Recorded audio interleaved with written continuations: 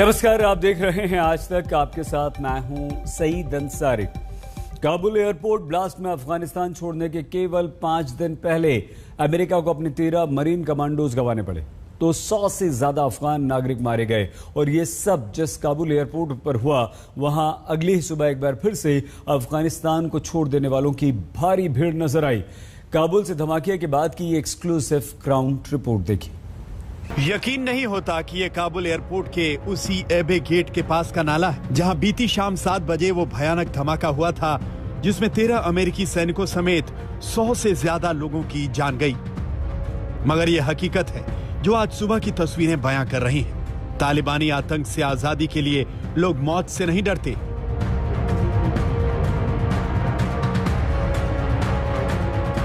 एक बार फिर सुबह होते ही सैकड़ों अफगानी काबुल एयरपोर्ट के बाहर अफगानिस्तान छोड़ने की जद्दोजहद करते नजर आए। आज तक के 3 संवाददाता काबुल से लगातार वहां की ताजा तस्वीरें भेज रहे हैं और हालात बयां कर रहे हैं। इज़्ज़तुल्लाह अहमद जई एयरपोर्ट के बाहर मौजूद हैं। उन्होंने एक अफगानी नागरिक से बात की जो धमाके के बाद भी घर लौटने को तैयार नहीं है। कार्ड है मेरे पास, अभी मैं चाहता हूँ मैं बाहर मुल्क जाना हूँ, अभी मेरे को मना करे। मैं 5-6 दिन हो गए यहाँ इंतजार कर रहा हूँ। अभी ये पता नहीं ये क्या कर रहे हैं ये लोग। एक बोल रहे आगे जाओ, गेट में जाओ, एक गेट में जाओ, एक कहता है गाड़ी में बैठो अंदर जाओ। पता नहीं, मुश्किल बहुत ज्यादा है। ऐसे ही लोगों की जिद है कि वो काबुल एयरपोर्ट के पास का जो नाला धमाके के बाद लाशों से पट गया था, आज एक बार फिर उसी नाले में उन लोगों की भीड़ नजर आई जो अफगानिस्तान छोड़ना चाहते हैं।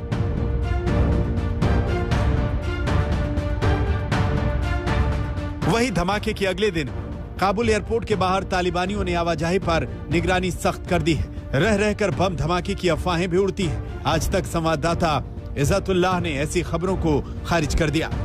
काबुल नेशनल एयरपोर्ट के नज़दीक में हो, जो फिलहाल कोई धमाका नहीं हुआ है।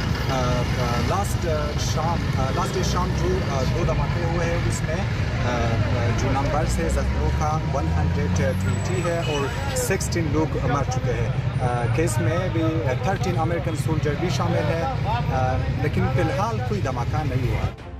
इसके बीच काबुल में हुए धमाकों से महज 1 घंटे पहले की चौंकाने वाली तस्वीरें सामने आई हैं। उस वक्त एयरपोर्ट पर भारी भीड़ थी कि तभी अचानक गोली चलने लगती है, अफरा तफरी मच जाती है और महिलाएं, बुजुर्ग, बच्चे सब भागने लगते हैं।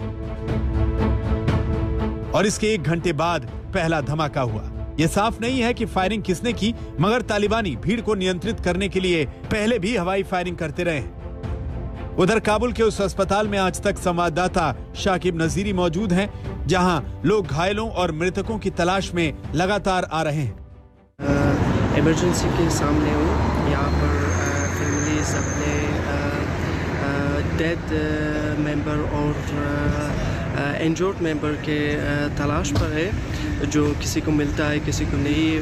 वहाँ पर एक साइन पड़ा हुआ है जो इंजर्ड पर्सन के लिए है और डेड पर्सन को जस्ट एक हॉस्पिटल एम्प्लॉय जो अपने फ़ोन के ज़रिए उसके फ़ोटो निकाल कर दिखाता है कि किसके फैमिली मेम्बर है, कि मैं वहाँ पर आपको लूँगा। अस्पताल के बाहर घायलों की लिस्ट लगी हुई है। वहीं जिनकी मौत हो चुकी है उनकी तस्वीरें एक कर्मचारी मोबाइल से परिजनों को दिखाता है। पहचान होने पर उन्हें शव सौंप दिया जाता है। तालिबान का दावा है कि काबुल धमाकों में उसके 28 लड़ाके भी मारे गए हैं जो एयरपोर्ट के बाहर सुरक्षा के लिए तैनात थे। इस तरह वो इस हमले में अपना हाथ होने से पल्ला झाड़ रहा है। दूसरी तरफ अमेरिकी राष्ट्रपति जो बाइडेन ने भी उसे क्लीन चिट दे दी है। बाइडेन के निशाने पर अब इस्लामिक स्टेट का खुरासान गुट है जिसने काबुल ब्लास्ट की जिम्मेदारी ली है। नवीद सुल्तानी, इज़्ज़तुल्लाह जई और शाकिब नजीरी के साथ काबुल आज तक। अमेरिका ने यह साफ कर दिया है कि वो अपने 13 सैनिकों की मौत का बदला लेकर रहेगा। अमेरिकी राष्ट्रपति जो बाइडेन ने ऐलान किया है कि IS के खुरासान गुट को सजा अवश्य मिलेगी। उसके आतंकी नेताओं का सफाया अमेरिका अवश्य करेगा।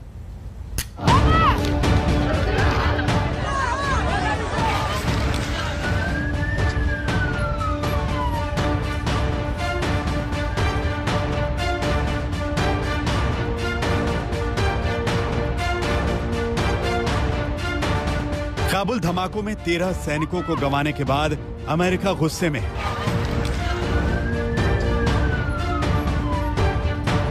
तो देश में गम का माहौल है। अमेरिकी राष्ट्रपति जो बाइडेन ने इस्लामिक स्टेट के खुरासान गुट से बदला लेने की चेतावनी दी है, तो वॉशिंगटन में अमेरिकी सैनिकों के मारे जाने पर अमेरिकी झंडा झुका दिया गया है।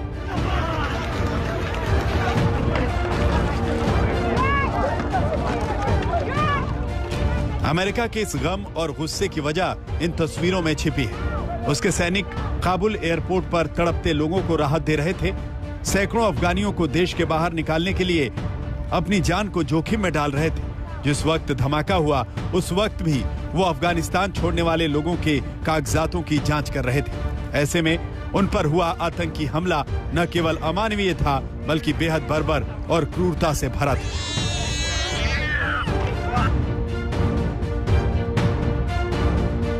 ये बाइडेन की उन कोशिशों को भी झटका था जिसके तहत वो सारे अमेरिकियों को अफगानिस्तान से सुरक्षित निकालना चाहते थे।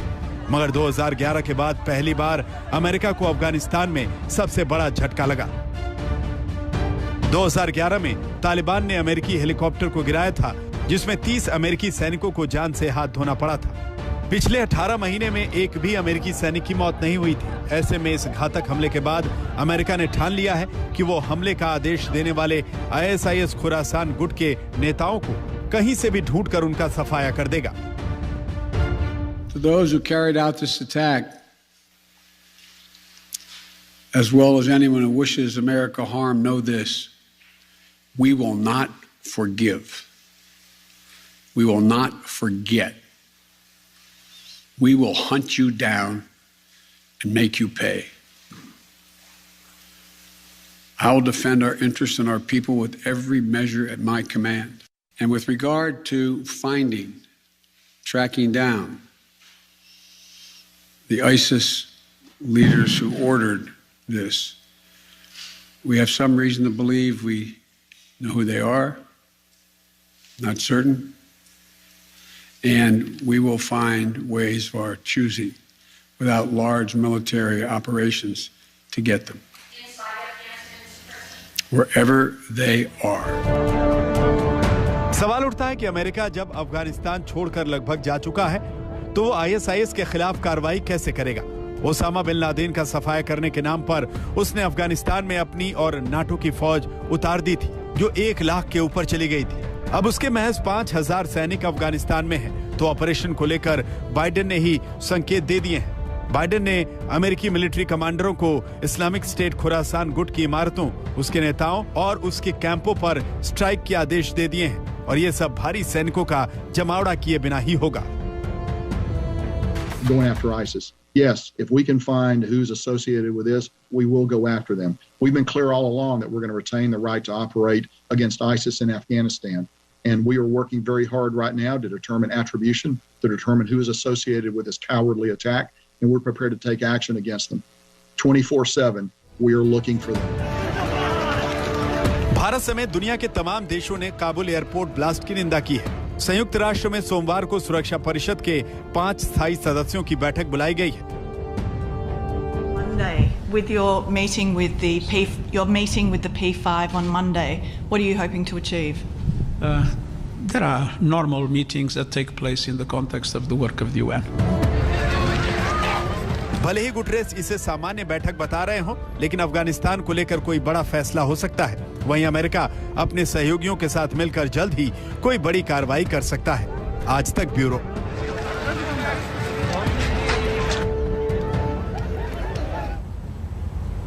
अफगानिस्तान पहले ही आतंकवादियों का एक गढ़ रहा था। अब अमेरिका के जाते ही वो अपना रंग दिखाने लगा। वहीं अमेरिका अब भी गुड और बैड तालिबान के चक्कर में फंसा हुआ है। जो बाइडेन ने तालिबान को क्लीन चिट दे दी है, जबकि यूएन की रिपोर्ट तालिबान और ISIS के बीच कनेक्शन की तरफ साफ इशारा कर रही है।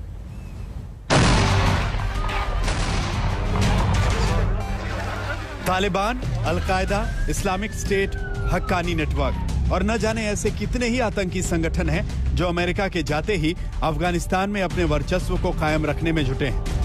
काबुल धमाके के साथ इस्लामिक स्टेट के खुरासान गुट ने अपना खौफनाक चेहरा दिखाया है।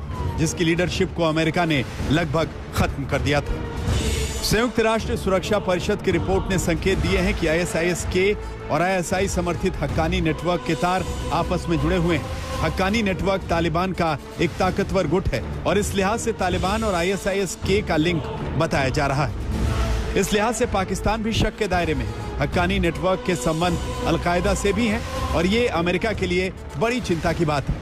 वहीं कहा यह भी जा रहा है कि जिम्मेदारी भले ही ISIS खुरासान ने ली है, मगर मुमकिन है कि हमले के लिए हक्कानी गुट के आतंकवादियों का इस्तेमाल किया गया हो। लेकिन अमेरिकी राष्ट्रपति जो बाइडेन तालिबान को क्लीन चिट दे रहे हैं।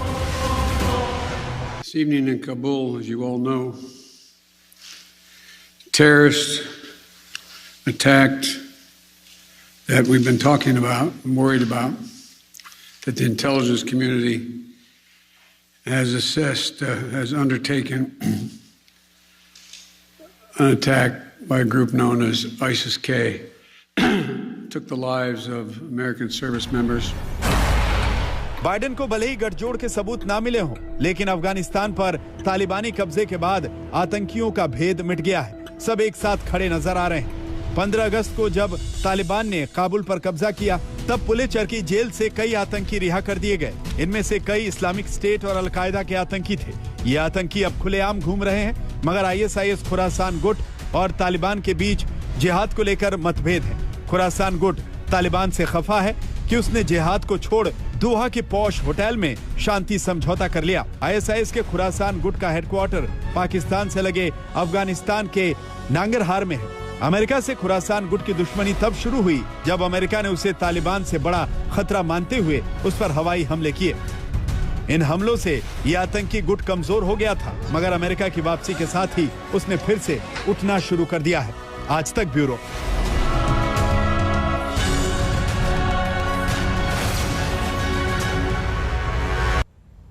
बम धमाकों में मरने वालों की तादाद लगातार बढ़ती जा रही है। AP न्यूज एजेंसी के अधिकारी के हवाले से दावा किया गया कि कम से कम 95 अफगानिस्तानियों के शव मौके से निकाले गए। इससे पहले एक अधिकारी ने दावा किया था कि कम से कम 90 अफगानी मारे गए थे। अमेरिकी सैनिकों को मिलाकर मौत का आंकड़ा 100 को पार कर चुका है और इसमें लगातार बढ़ोतरी की आशंका जताई जा रही है।